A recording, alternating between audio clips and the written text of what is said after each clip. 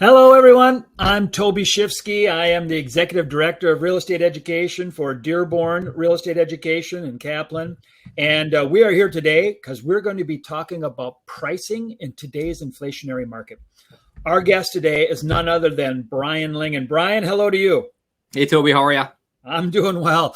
And if you don't know, everybody, Brian and I work together at Kaplan. And Brian is somebody I've come to rely on very heavily because he spends all day, every day, thinking about the stuff that I should have been thinking about a little deeper. And we might find out that that you're here because maybe you are going to be thinking about it a little bit deeper. But Brian is a strategic pricing leader at Kaplan for us, and not only in real estate, but in basically all of our North America business lines. Brian has got a finger and a pulse into it.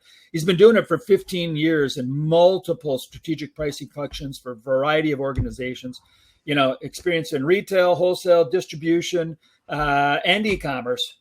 Brian has a unique perspective, and I think you'll see it today, on building successful omni-channel pricing strategies designed to maximize value and grow sales. I think the key word here, Brian, is value, because it's at the basis of all pricing. Am I right? That's right. Very good. Well, let's go ahead, everybody. Here's how it's going to work. We've got 30 minutes. We're going to stop right at 30 minutes. If for any reason you got to go, we are recording this. We will send it out to you.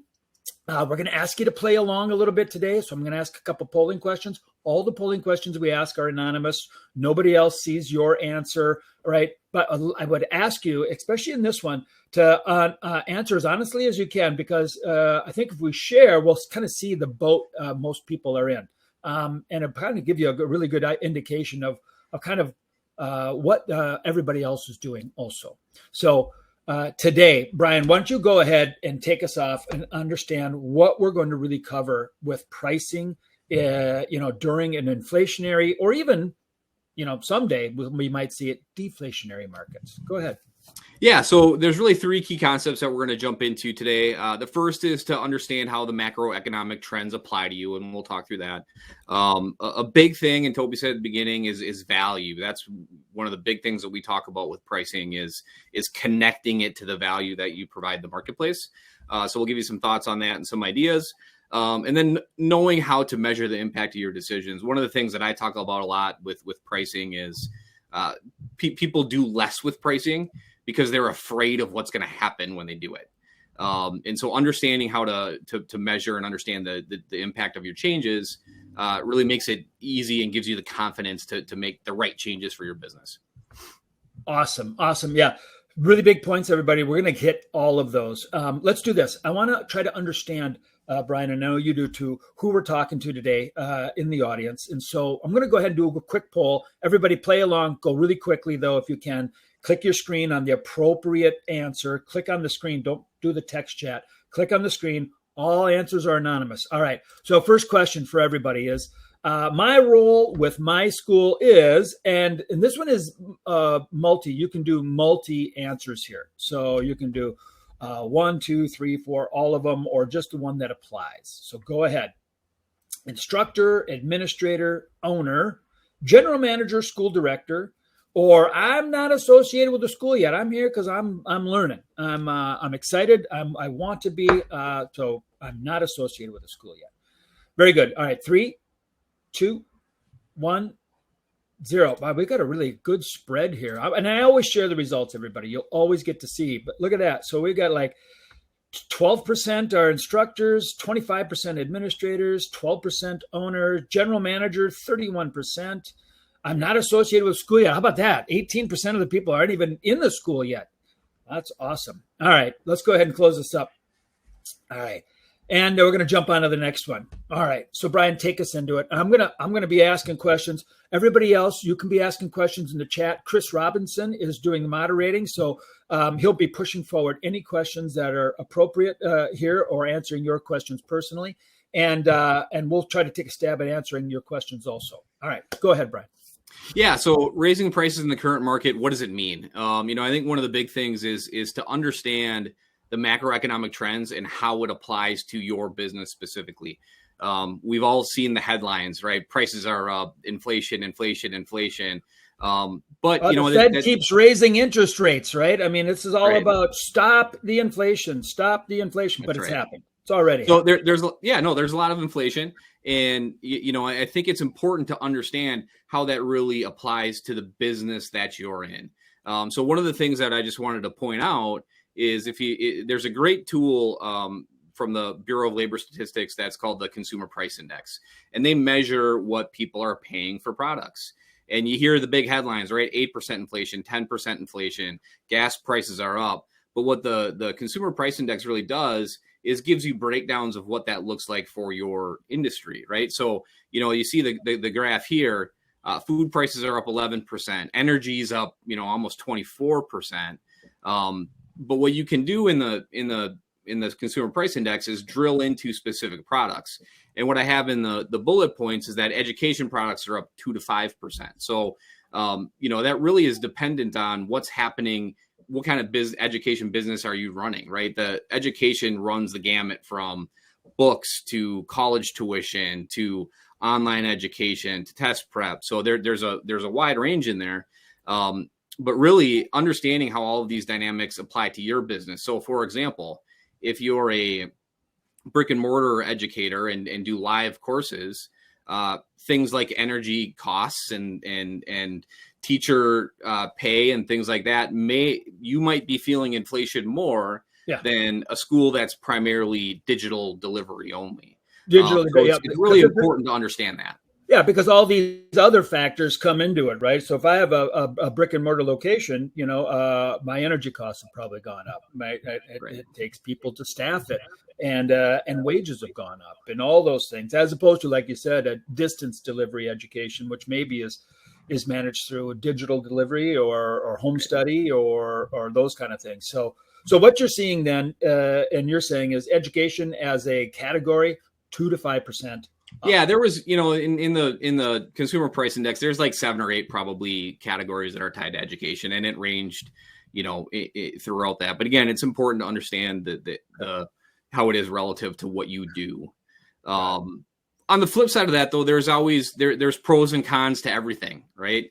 Cons to that maybe, Toby, to your point, interest rates are going up, and the whole point of that is to drive down demand, and we're already seeing that in the housing market.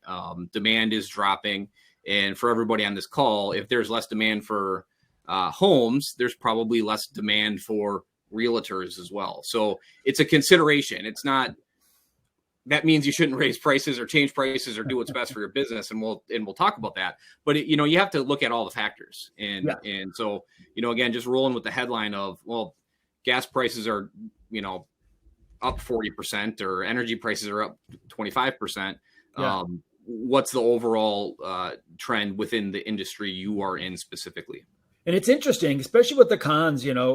Pricing seems to be when you start when all of a sudden you're not selling as much product as you did the year before.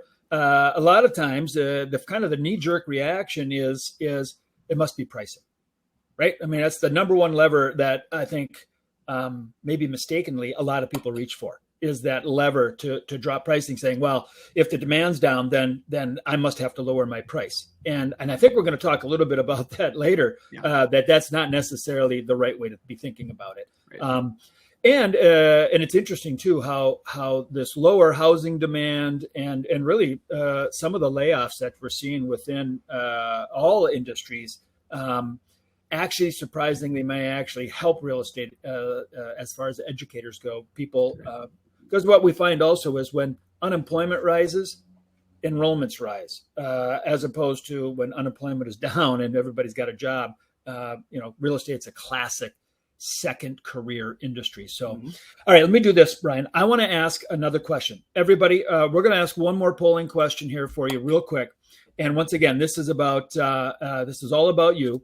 And this is all about, in the last year, our school, so in the last year, maybe 18 months, a year, whatever, has raised prices, kept the same prices, or lowered prices.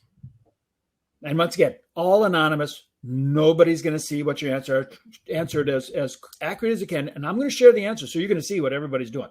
All right. And we're going to go ahead and in 5, 4, 3, 2, 1. There's more people in here, but they haven't answered. Come on, let's go. Anybody else? Answer. All right, I'm going to go ahead and end it. Boom.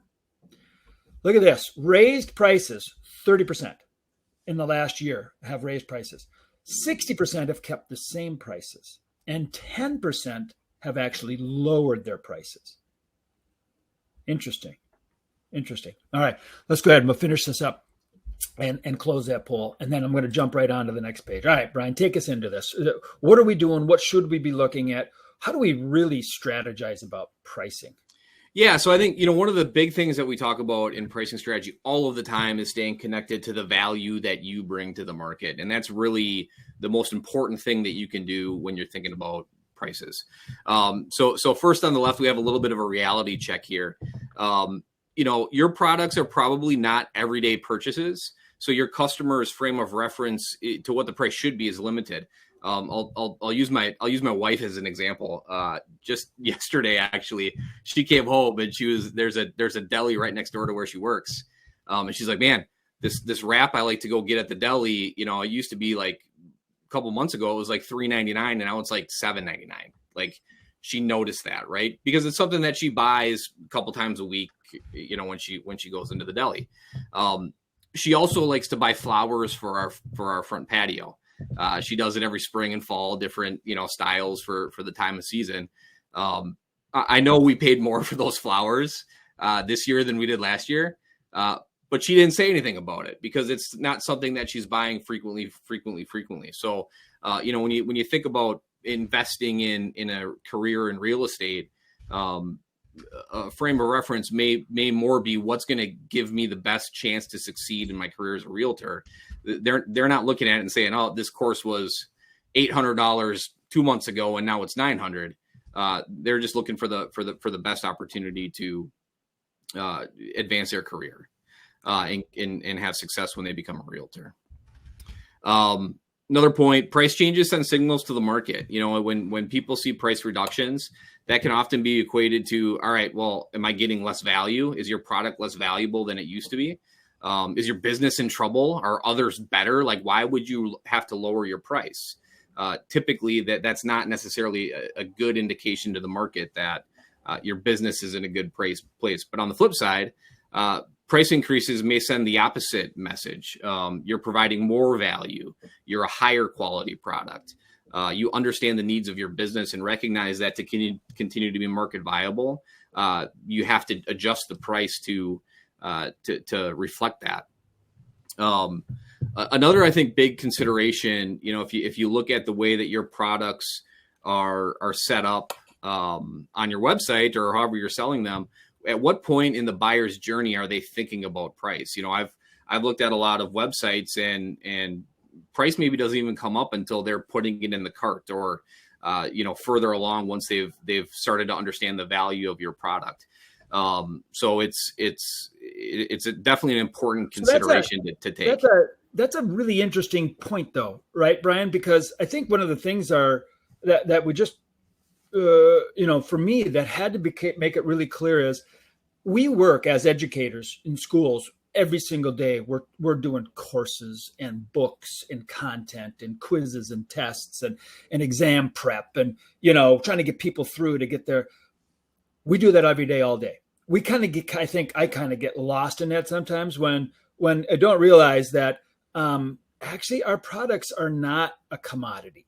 It's not something people buy every day. Like you said, it's not like they're buying flour or it's not like they're buying milk or where they go every day and they go to the store and there's a selection and it's one, the other. When somebody comes to a real estate school, especially for licensing education, and CE might be a little bit more like the milk example, but for licensing, when they come in, it's a big purchase. I mean, this is like I'm starting a career. And I agonize over buying a car. Like when I buy a car, I'm good for 10 years, right? So when somebody comes in and they're going to buy a career, how much agonizing do they go through to go, am I at the right spot? Yep. And I think it's really key. It's pricing is like the last thing they think about, not the first. And it's not even until all the way they get to the cart where they're like, huh, right? Because they have, they're looking for a value. And the value that we find in our licensing students is they want a career. And they want to know that they're going to the right spot, and it's going to give them the highest probability of being successful through the education, right? You're going to be the highest probability of passing their exam and actually starting a career in real estate.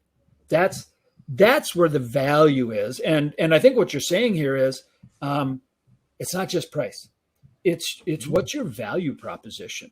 And I see some comments in the thing, Diana, you talk about, hey, you got to look at what the competition are doing.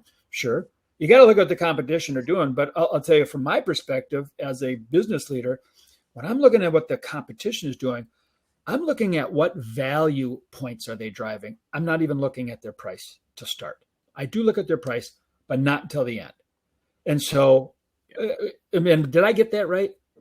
Yeah. One of the things that I always talk about with competitors is it's good to be market aware, right? So you should be aware of what your competitors are doing, but very rarely, and we'll talk about this in the next slide, do we see that playing the chasing my competitor from a price point perspective work.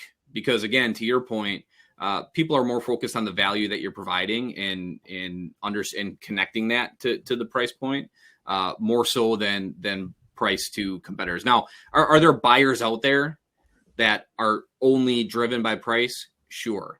But does changing your price 10 to 15% or 20% or whatever it may be drive more of those people away from you? It's likely not the case. And we've got some info on that. We're going to cover that in a little bit. Like what happens if you raise your price and some people don't show up, right?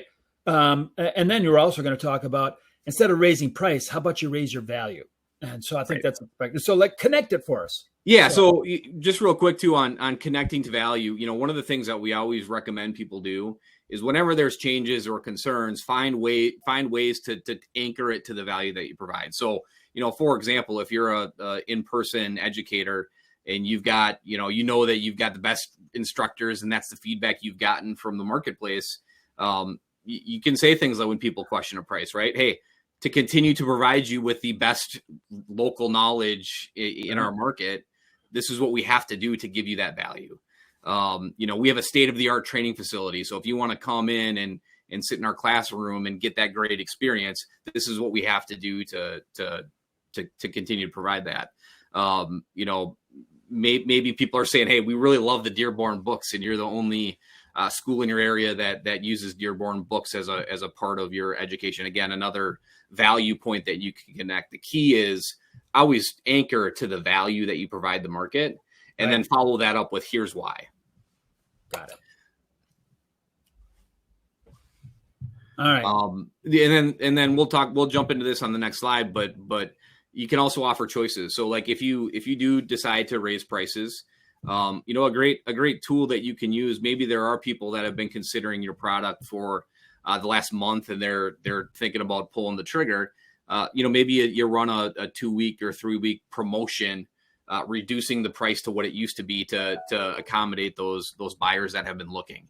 Another choice, and we'll talk about this on the next slide, is add options. Options are a great way to make sure you're capturing all of the value that's available in the marketplace, and tying the right offer to the right buyer. Right on. So this is a big point. And I know we're going to unwrap this a little bit more, but that last bullet on this page, add product choices, better product at a higher price, same lesser options at previous price. So here's a part of, because everybody's faced with this. What am I going to do? Am I going to lower price? Am I going to actually add choices? Am I going to, and I can tell you from my perspective, I've always been an add value sort of an operator, always. So even if it's add value compared to what my current product is, how can I take that current product, leave it at the same price, but offer a better product or a product with more value?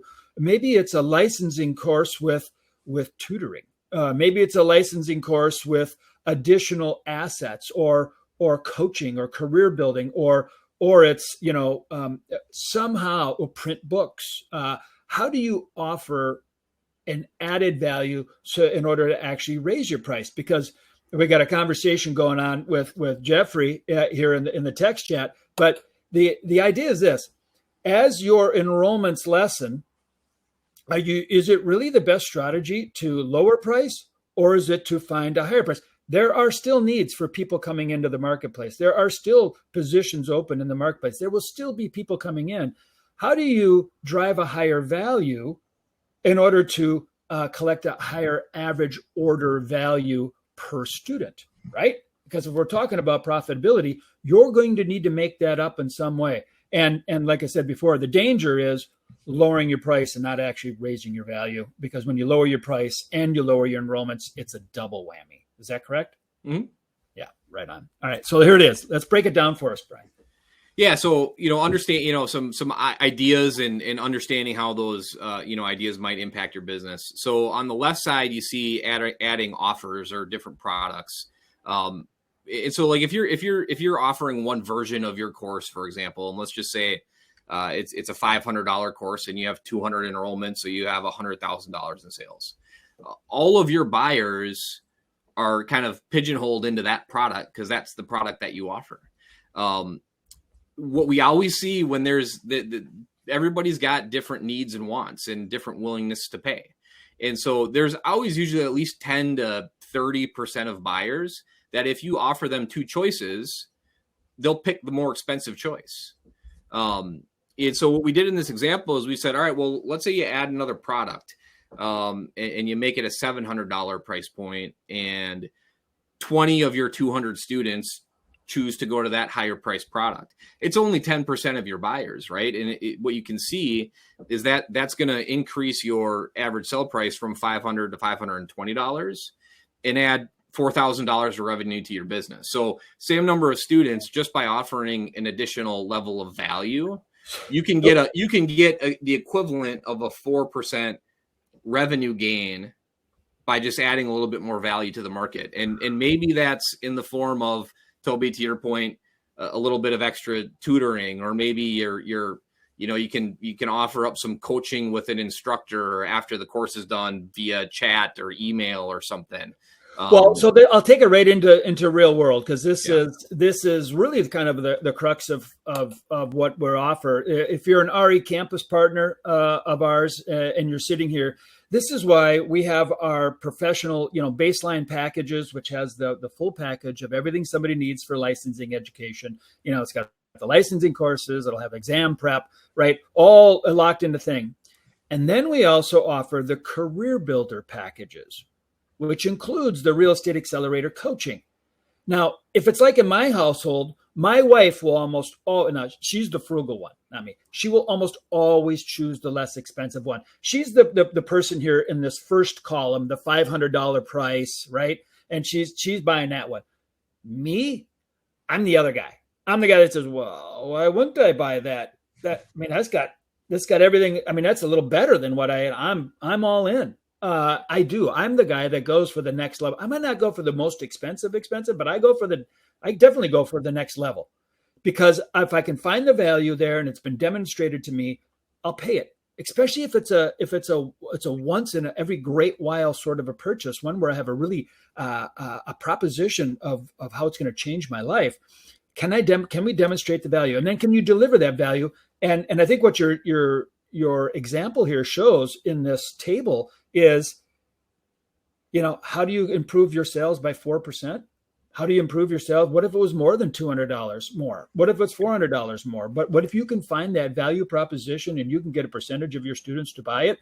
You could actually have fewer students and still make the same amount of money, or you could have the same amount of students and make more money. Is that what I'm saying? Yeah, for sure. And, we could probably do a whole nother webinar on just this topic. I see Jeff's comments below, offering three choices works better. And I completely agree. We call that Goldilocks pricing strategy. And there's tons of different, things that go into that, right? Like there's one that's right for every buyer. Another thing with the three is, it makes the middle one the most attractive. So it drives people to that. It also can make the lower priced item feel more valuable, right? So like you might look at the $500 price and might be like, oh, that's high. but seeing a $700 price point right next to it makes the $500 feel more reasonable. So there's lots of theory and Goldilocks studies. I'm that guy. I'm the Goldilocks guy. Yeah. I mean, we've all been there. I even equate it to when you go to see a movie, right? And they're like, well, would you like a medium? It's only 50 cents more. And then you're like, yeah, all right, give me the medium. Well, you sure you don't want the large? Yeah. It's only a quarter more. And I'm like, oh, man. So that's it, right? So they're giving you choices. So, Jeffrey, right on. Take us through this. But here's the other thing is when you do a price change, the risk is you might turn some people away who are price sensitive. But I think hopefully what the point we're driving home is if you can drive the right value proposition, there are people who will turn away from price, but it's not everybody. In fact, it's probably a smaller percentage of people you'll drive away because of price than you think. So and so, on the right side, we just have some key tips to understanding the impact of price changes.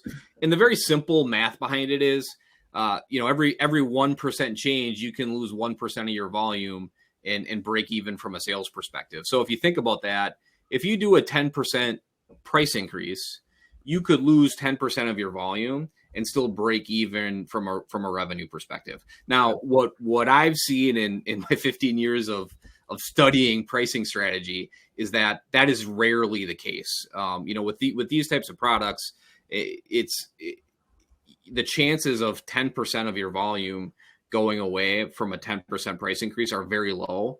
So the chances of you coming out ahead from a price increase are very high. And I think the 30% of people who have raised prices this year would probably say, yeah, we didn't see our volume decline, or, we had a lot of, we're making more money.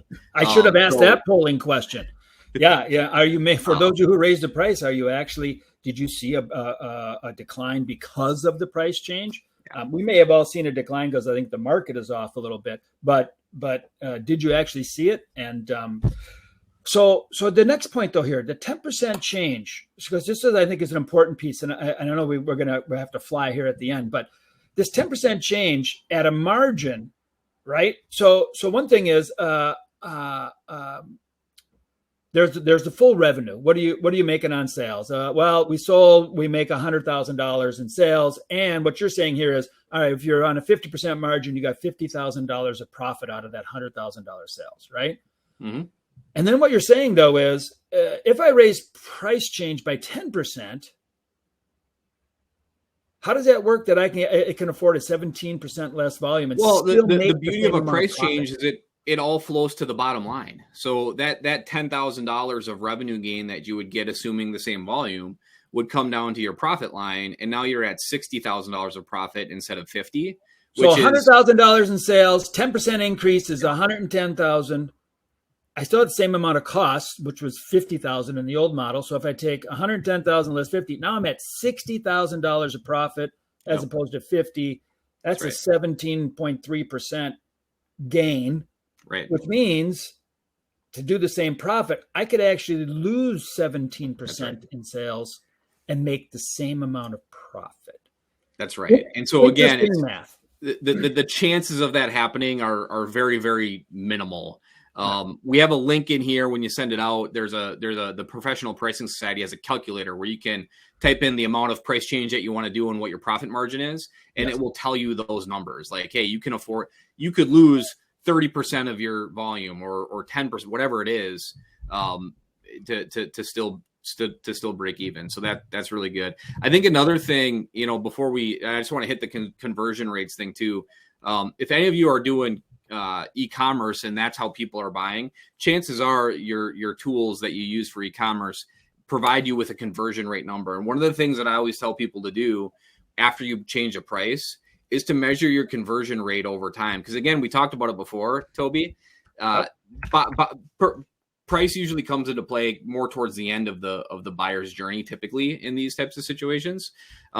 So if your conversion rate is staying very similar, the likelihood of your price of impacting your volume is very low because the same amount of people are converting.